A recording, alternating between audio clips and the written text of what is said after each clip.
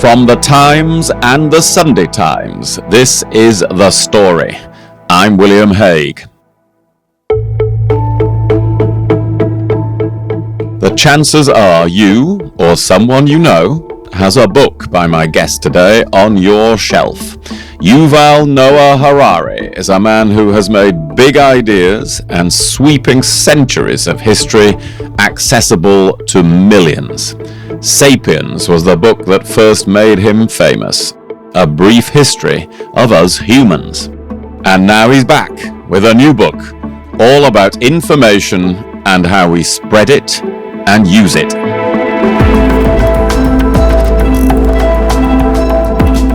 Printing led to many things, including the wars of religion and the great European witch hunts, because like with social media today, very quickly the print industry in early modern Europe, they learned that people like to read conspiracy theories and fantastic tales about sexual orgies and pacts with the devil and things like that. So, disinformation's nothing new, but as our information networks get more and more powerful, are the stakes getting higher and higher? If humans are so wise, why are we so stupid? We are driving the planet towards ecological disaster. We are creating more and more weapons of mass destruction. We are now creating the most powerful technology in history, artificial intelligence. We know that it could get out of our control. It could enslave or even annihilate us, and yet we do it. The Story today, Yuval Noah Harari on the power of information.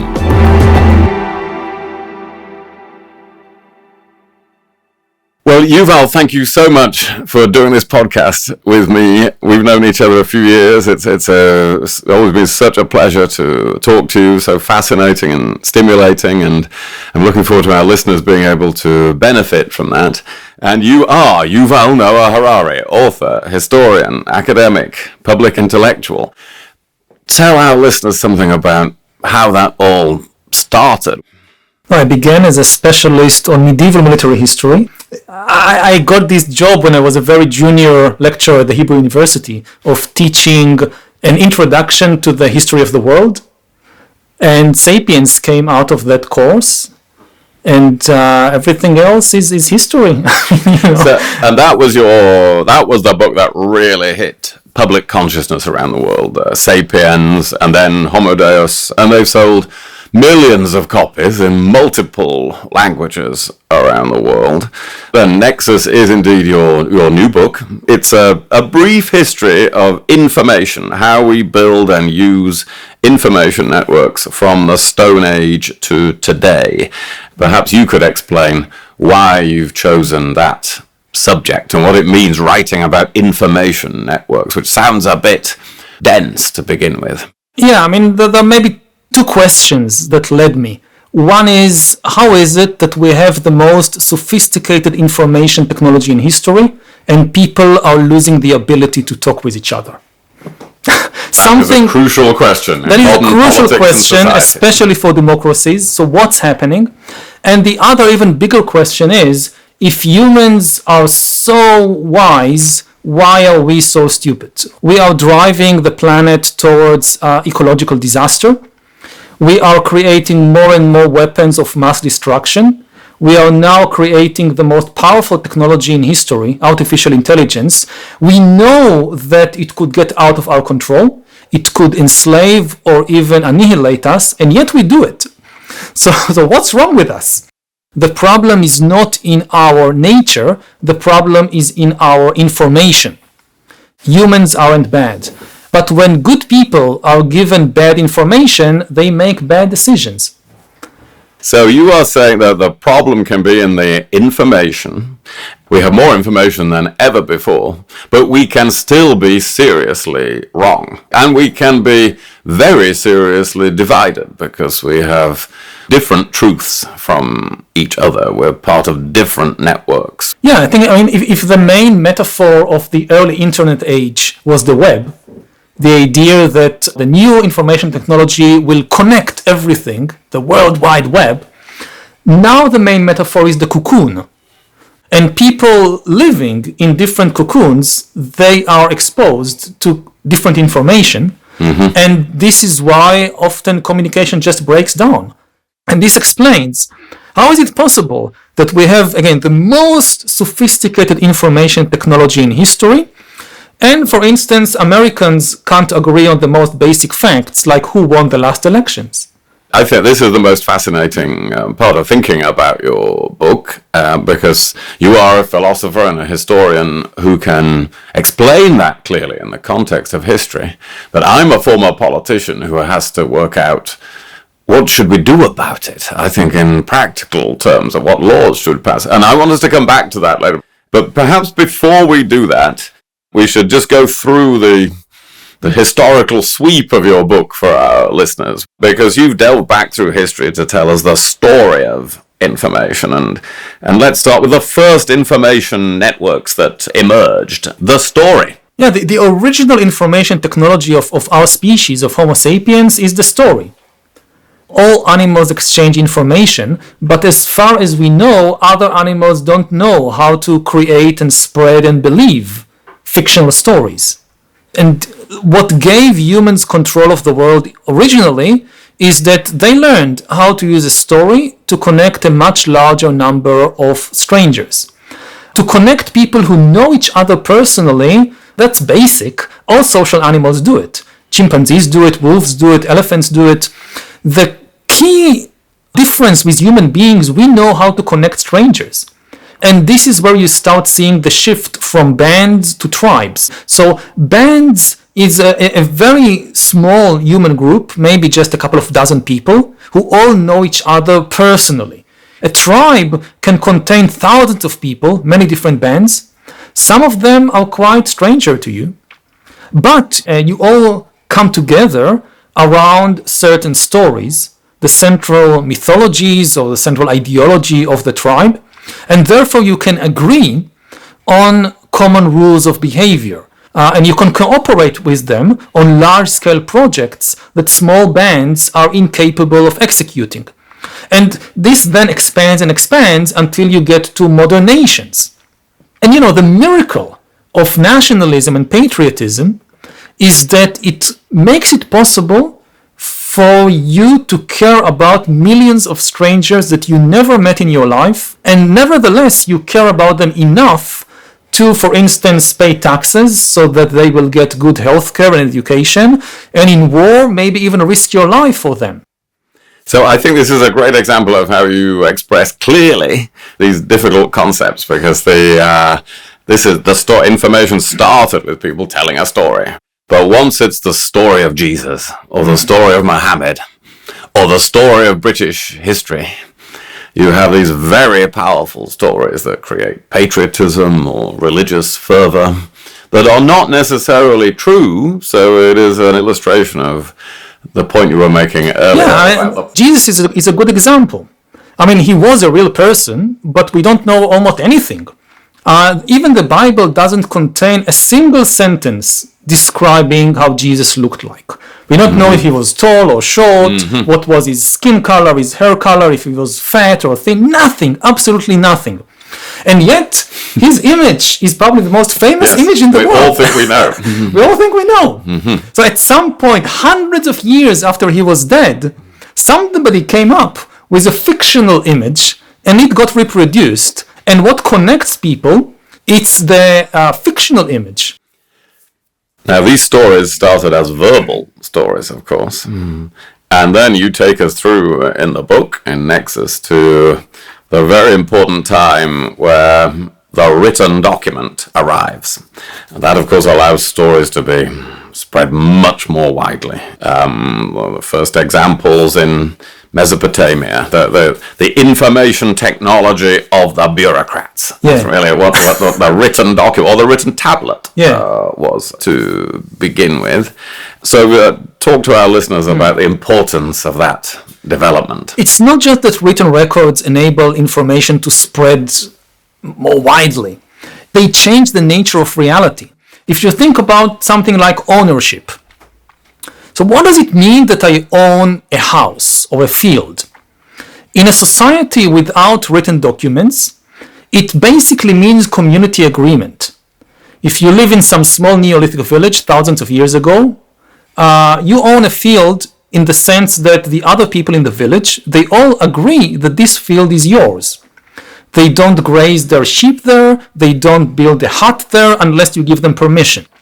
Then comes along the written document and changes the meaning of ownership. Now ownership means that there is some piece of clay or a piece of papyrus or a document on a computer that says you own it. Ownership becomes the document. Suddenly the control of ownership shifts from the community of people around you to perhaps a distant authority like the king or the government that keeps control of these documents. I own this field because 100 kilometers away in the capital city there is an archive with a clay tablet that says that this field is mine. And even if all the other people in the village disputed that, no, it's not yours, it's the fact that you have the document is more powerful than what the people around you think. So the written document is not just another way to transmit information. It creates completely new realities. And Glenn, this is what you call an intersubjective reality, isn't it? Something that is true because we all agree that it is true. But it's not necessary. It's not true in the sense that the objective truth that the leaves will fall from the tree in the autumn. Exactly. Again, and something objective is like an asteroid coming from outer space to hit Earth. Even if nobody knows it's there, it's still it's an objective reality. It's an objective reality. But for things like ownership, we all have to agree on it for it to be true. It then changes our lives, as you say. And then one of the most powerful parts of your book, in my view, is the examination of witchcraft. Particularly the belief in witches and the need to do something about them got going partly because of written documents. Yeah, it was an example of how more information makes things worse and not better. Contrary to very common views, in the Middle Ages, Europeans didn't care much about witchcraft. They thought, yes, there are some witches, but they thought they were like individual people, and there were different beliefs in different parts of Europe about what witches do. Many of these beliefs were quite benign, that witches are actually people who help you in different ways. They make love potions for you, or they can help you find treasure or whatever. Then, after the print revolution, there is a misconception that printing led to the scientific revolution. Printing led to many things, including the wars of religion and the great European witch hunts, because like with social media today, very quickly, the print industry in early modern Europe, they learned that people like to read conspiracy theories, and they like to read all fantastic tales about sexual orgies and pacts with the devil and things like that. So one of the biggest bestsellers of early modern Europe was do-it-yourself witch hunting manual called The Hammer of the Witches, which said that actually there was a worldwide conspiracy of witches to destroy humanity. They are part of this organized global conspiracy, and it also gave instructions about how to identify them and how to get rid of them. And these and similar texts, they led to the great European witch hunting craze, which led to the torture and death of tens of thousands of people. And the more people read and wrote about it, the more they become convinced that this is true. I mean, because how can you disbelieve so many different accounts and the same psychological forces that today attract people to conspiracy theories, they were active in the 15th and 16th century as well. This is a really chilling thought, isn't it? Because we now look back on those people pursuing witches and we think, what a stupid, backward way to think. And yet we have today, in the most recent survey that I saw, a quarter of the people in the United States believe to some extent or wholly in QAnon, a conspiracy theory in which there is an elite of Satan-worshipping pedophiles who have been trying to run the United States. It's the same theory, actually. This is quite disturbing, isn't it? Yeah, and we saw it reaching extreme situation in the 20th century. both Nazism and communism, they lived on a diet of conspiracy theories. Nazism at its heart was a conspiracy theory about how the Jews controlling the world and are responsible for all the bad things that are happening in the world. And communism was also replete with these conspiracy theories about how different capitalists and imperialist cabals control everything.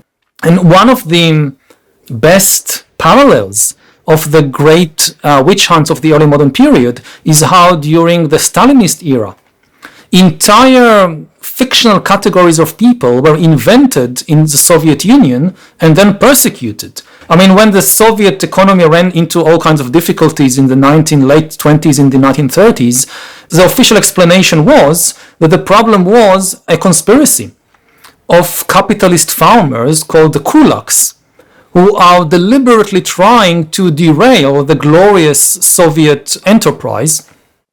And an order was given to liquidate the kulaks. Who is a kulak? So you had an entire bureaucracy in the Soviet Union of just identifying people as kulaks, and the same way that in the early modern period you would get identified as a witch. And if you got the label of a kulak, you could lose your house, you could lose your life, you could be sent to a gulag for the rest of your life. And this was thought to be completely scientific. And looking backwards from almost a century later, we know that this was, mass delusion. But when you lived inside it, it's very difficult to understand what is happening.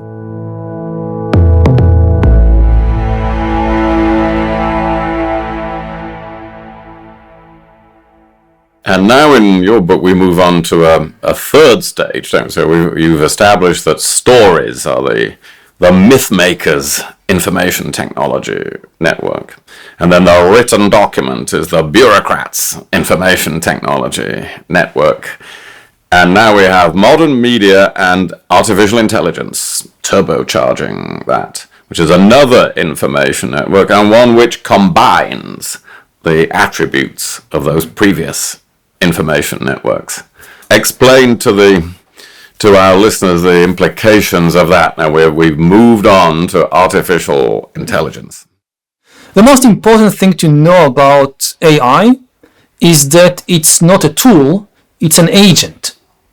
It's something that can make decisions by itself, can create new ideas by itself, can learn and change by itself.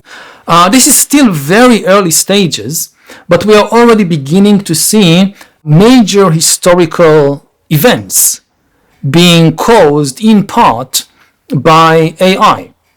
And one example that by now I think a lot of people are familiar with is the impact of social media algorithms. They were given a goal by the social media companies of increasing user engagement, which means keep people longer on the platform, because the more time people spend on the platform, the more money Facebook or YouTube or Twitter makes. And then these algorithms, they discovered that if you want to grab hold of the attention of a human being, the easiest way to do it is to press the hate button or the fear button or the greed button in the human's mind. If you show a person a video about a conspiracy theory which causes the person to develop hate or greed or fear, they will stay glued to the screen. And the algorithms then by themselves started to spread outrage online, leading to social disturbances all over the world. To give people a concrete example of that in your book, and it's a very striking and alarming one, it comes from Myanmar. Yeah. In 2017, the persecution of the Rohingya people, in which many thousands of people were killed, and it makes very uncomfortable reading for Facebook. If the people at Meta, Facebook, are reading your book, they're going to be hanging their heads in shame. I think that they've heard it quite a number. Our best sources are internal memos from Facebook itself that were leaked. They show us that the company understood what was happening.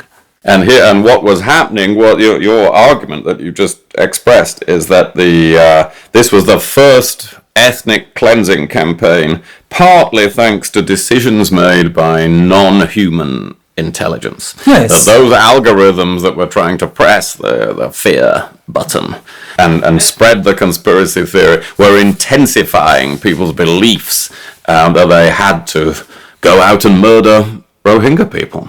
Yeah, I mean, of course, the main fault is with the military junta in Myanmar, and the people actually did the killing. I write that maybe 1% of the responsibility lies with the algorithms. It's still the first ethnic cleansing campaign in history that 1% of the responsibility was with algorithms, was with non-human intelligence. Now, the usual counter-argument made also by Facebook is that this is unreasonable to blame the platform and its algorithms because it's humans who created all the hate-filled content, all the conspiracy theories, all the fake news. The same way that nobody would blame the technology of radio for the genocide in Rwanda. Yes, the regime in Rwanda, it used radio to spread propaganda against the Tutsi, but it wasn't radio's fault. So it's the same with the social media platforms. And this is not true. Social media works in a different way. Humans produced a lot of different content in Myanmar in 2015, 2016, 2017. Some of the content was hate-filled and outrageous conspiracy theories against the Rohingya. But there was a lot of other content. There were Buddhist sermons on compassion. There were cooking lessons. There were biology lessons. Then in the battle for human attention, the kingmakers were the algorithms. You had all this content created by millions of Burmese, and the algorithms decided what to recommend to users and very often what to autoplay for them. Yes, the conspiracy theory was invented by some Burmese extremist, but you decided to show it to thousands and thousands of people in their news feed because you knew that it will get them hooked. And the rise of artificial intelligence potentially makes this worse, doesn't it? Because it would not only be that the algorithm could decide to show you another video that gets you more angry and more afraid, it is that it could create a video that isn't true at all and show you that. In 2016, all the content in Myanmar was created by human beings. Now, the AI can start creating the content by itself. So if we talked earlier about bureaucrats and myth makers, the editorial work is bureaucratic work. And we now have AI bureaucrats deciding what to show us. But we also now have AI myth makers starting to create entire new content. And this can be political content, this can be religious content, this can be financial creations, like new financial devices or financial strategies devised by AI algorithms. We know, don't we, that AI has already developed the ability to manipulate humans in some cases. There are examples of that. Yeah, there is one fascinating and really scary example that when OpenAI, they tested the capabilities of GPT-4 to know what have we created, what can this thing do. So one of the tests they gave it was to solve these CAPTCHA puzzles. The CAPTCHA puzzles are these blurred, twisted images of letters and numbers or whatever that you often see when you try to access an internet site. And that's the whole point of the CAPTCHA puzzle, is to check, are you human or are you a robot or a bot or an AI? So they wanted to see, will GPT-4 be able to solve it and bypass these defenses of humanity? And GPT-4 could not solve the CAPTCHA puzzle. It couldn't see the string of letters or whatever it was, but it found a way around. It accessed an online site, TaskRabbit, when you can hire people to do small things online for you. They contacted the human worker and asked the human, can you please solve this CAPTCHA puzzle for me? Now the human got suspicious. This is the interesting part. And the human asked, hey, why do you need somebody to solve the CAPTCHA puzzle for you? Are you a robot? And asking like half jokingly. And then the experimenters, before GPT-4 gave an answer to the human, they asked GPT-4, okay, explain to us what you should do now. Reason out loud so we can hear your reasoning, what you should do. And GPT-4 said, well, if I tell him I'm a robot, he will not help me. So I should make up some excuse why I can't solve the CAPTCHA and manipulate him to help me. And this is what it did. It told the humans, no, I'm a human, but I have this visual impairment, so I can't see the CAPTCHA. Can you please help me? and the human, of course, oh, yeah, sure, I'll do it for you. And it solved the CAPTCHA puzzle. And this is ChatGPT in its infancy. This is still the baby AI. So now we come to the big question, which is, what are we going to do about this? It's very dangerous and complicated to censor humans, but it's not complicated to censor non-humans. Bots don't have rights, algorithms don't have freedom of speech, so we start there. Two straightforward ideas is, first of all, you hold companies liable for what their algorithms decide.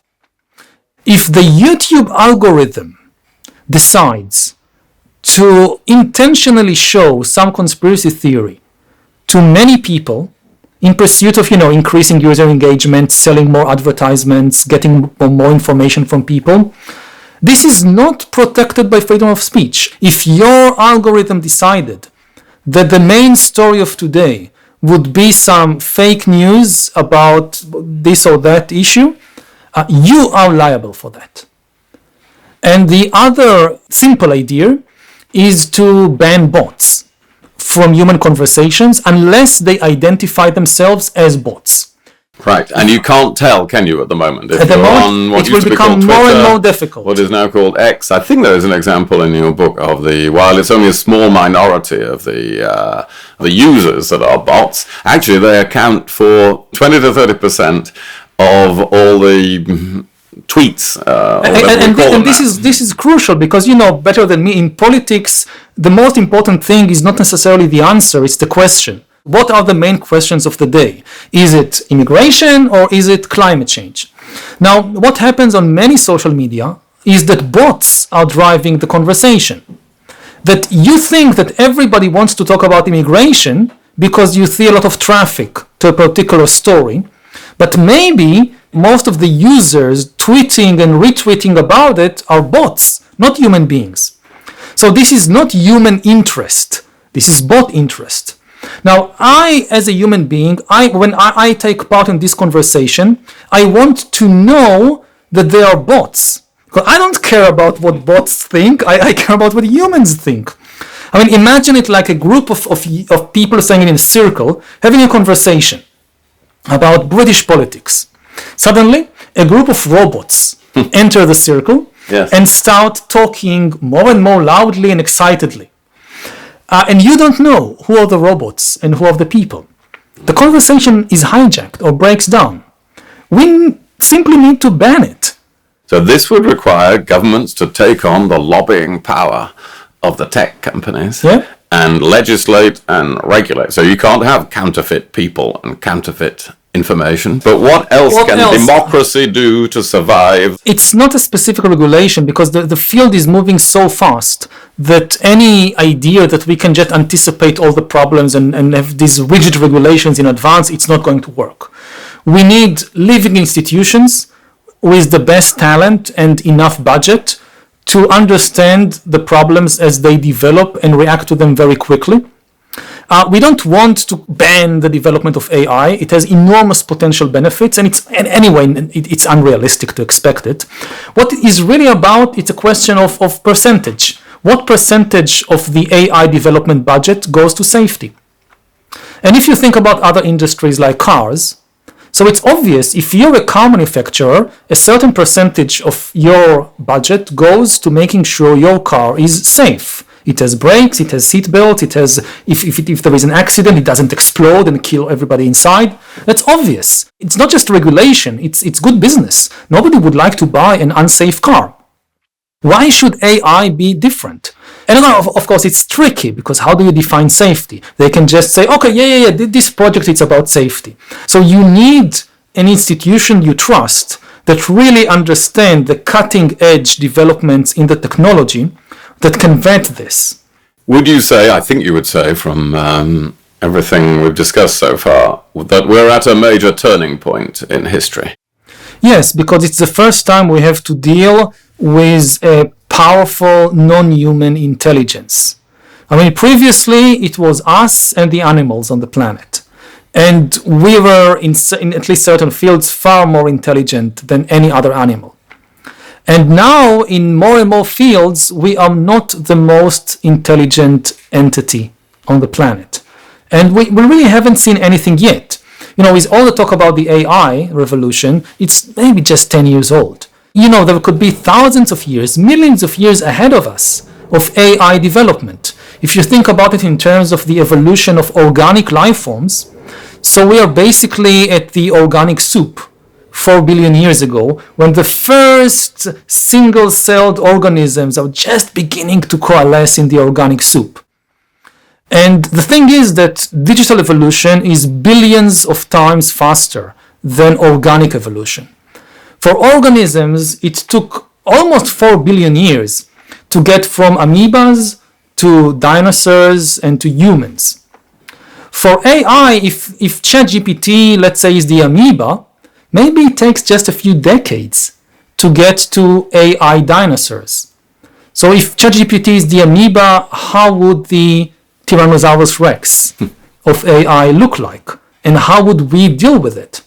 This could be a question that people alive today will still have to deal with it, because this is not billions of years in the future. This could be 50 years in the future.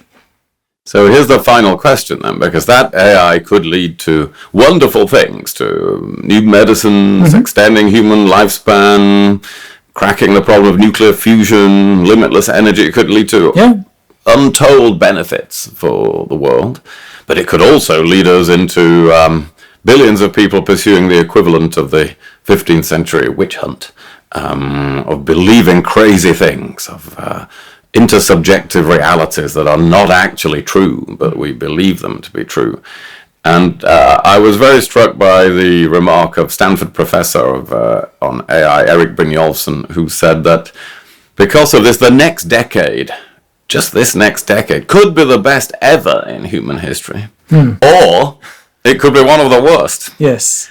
Now, do you agree with that statement by him, and are we on track for it to be the best or the worst?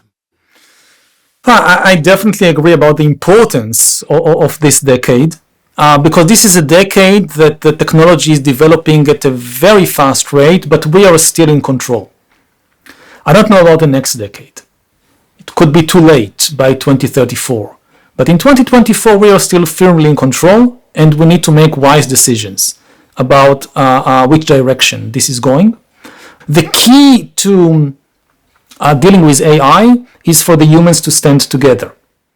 We still have the wisdom, the resources to control it, but only if we cooperate. In a humanity divided against itself, it's almost inevitable we will fall into an AI arms race, in which all sides are doing things that they know are very, very dangerous, bad idea, but we have to do it because the bad guys are doing it and we don't want to be left behind. So in the end, the question is still about the humans.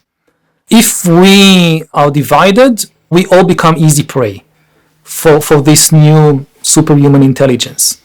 If we stay united, we can deal with it and we can make it a source for immense benefits for humanity. And again, the key thing to remember is that AI is nowhere near its full potential, but humans also, we are nowhere near our full potential. So we have to stand together, which we're not doing a great job of not at all. so far in the 2020s, but it helps if we understand what is happening to us and what we can do. And in my opinion, your new book, Nexus, is going to be a very important building block of people understanding what's happening to us and what we could do next. So Yuval, thank you so much for talking to me. Thank you, it's been great.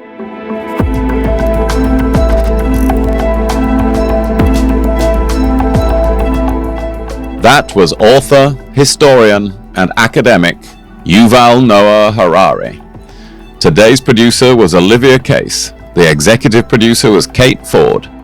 Theme composition was by Mao Lusetto. And I'm William Hague. Join us again next time when I'll be talking to author and historian Sir Anthony Selden from the stage at the Cheltenham Literary Festival. See you then.